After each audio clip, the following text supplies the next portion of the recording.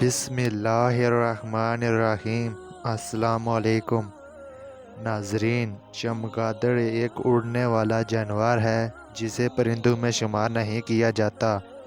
حضرت امیر المومنین علی شیر خدا رضی اللہ تعالیٰ عنہ نے اس پر سب سے پہلے تخلیق کی اور اپنے مبارک علامات سے امت کو نوازا، جس کا تذکرہ ہم اپنی آج کی اس ویڈیو میں کریں گے۔ اس کے ساتھ ساتھ ہم آپ کو یہ بھی بتائیں گے کہ چمگادڑ کی پیدائش کب اور کیسے ہوئی، چمگادڑ اور عورت میں کیا چیزیں مشترک ہیں، چمگادڑ اگر آپ کے خواب میں آ جائے تو اس کی کیا تعبیر ہوگی، اور یہ کہ اگر آپ چمگادڑ کو پکڑ لیں تو آپ کس خطرناک بیماری سے نجات حاصل کر سکتے ہیں۔ دوستو، چمگادڑ کو عربی میں الفخاش کہا جاتا ہے، جس کے معنی ضعف البصر کے ہیں، یعنی کمزور نگاہ والا۔ یہ سب جانتے ہیں کہ یہ صرف رات کو ہی دیکھ سکتا ہے، کیونکہ دن کی روشنی میں اس کی آنکھیں چندھیا جاتی ہیں، لہٰذا وہ باہر نکلنے کے لیے ایسا وقت تلاش کرتی ہے کہ جس میں نہ بالکل اندھیرا ہو اور نہ ہی اجالا۔ چنانچہ اس کے نکلنے کا وقت غروب آفتاب کے بالکل بعد کا ہے، اور یہی وقت مچھروں کا بھی ہوتا ہے، لہٰذا یہ اڑنے والے مچھر وغیرہ اس کی غذا کا اہم حصہ ہوتے ہیں۔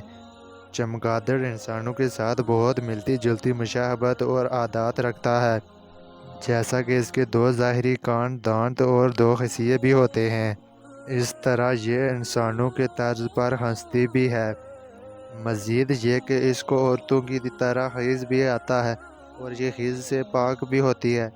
یہ بچے بھی جنتی ہے اور پھر انہیں دودھ بھی پلاتی ہے، حتیٰ کہ اڑتے ہوئے یہ اپنے بچوں کو پروں کے نیچے چھپائے رہتی ہے، اور بعض دفعہ منہ میں دبا کر اڑتی ہے، اور دوران پرواز اگر ضرورت پڑے تو اپنے بچوں کو دودھ بھی پلا دیتی ہے۔ اس کی یہ خاصیت بھی انسانوں سے ملتی جلتی ہے کہ یہ بھی انسانوں کی طرح اپنے بچے اٹھا کر سفر کر لیتی ہے۔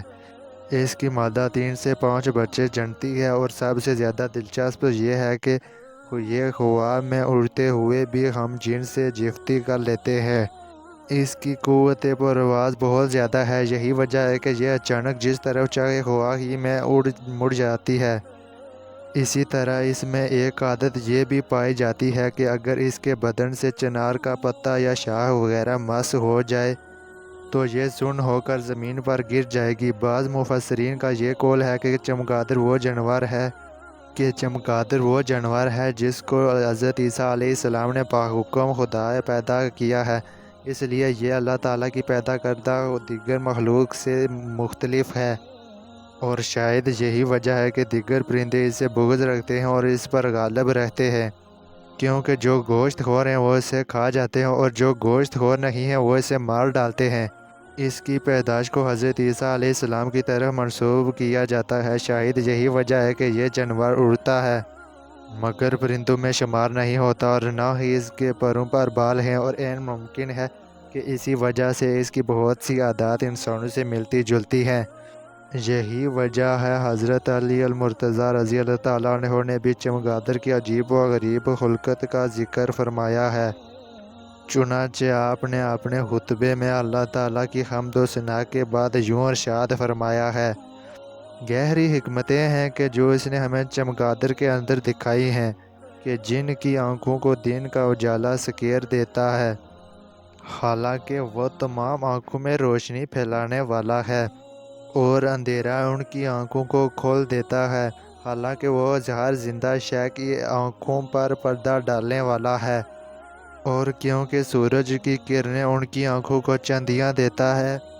اس کے بعد فرمایا: اور دن کے وقت تو وہ اس طرح ہوتی ہے کہ اس کی آنکھیں جھلک کر آنکھوں پر لٹک آتی ہیں، اور تاریک شب کو اپنا چراغ بنا کر رزق ڈھونڈنے میں اس سے مدد لیتی ہیں۔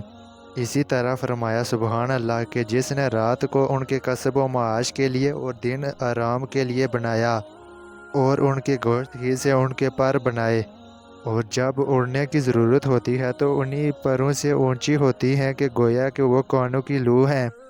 نہ ان پروں پر بال ہیں اور نہ گریاں، مگر تم ان کے رگوں کی جگہ کو دیکھو گے کہ اس میں نشان ظاہر ہیں۔ اور اس میں 2 پر لگے ہوئے ہیں جو نہ تو اتنے باریک ہیں کہ پھٹ جائیں اور نہ اتنے موٹے ہیں کہ بوجھل ہو جائیں کہ اڑا نہ جا سکے۔ اس کے بعد مزید فرمایا کہ جب یہ اڑتی ہے تو اس کے بچے اس سے چمٹے رہتے ہیں، اور جب وہ نیچے کی طرف جھکتی ہے تو بچے بھی جھک جاتے ہیں، اور جب وہ اونچی ہوتی ہے تو بچے بھی اونچے ہو جاتے ہیں، اور اس وقت تک الگ نہیں ہوتے جب تک ان کے عذاب میں مضبوطی نہ آ جائے اور بلند ہونے کے لیے ان کے پر ان کا بوجھ اٹھانے کے قابل نہ ہو جائیں۔ وہ اپنی زندگی کی راہوں اور مصلحتوں کو پہچانتے ہیں۔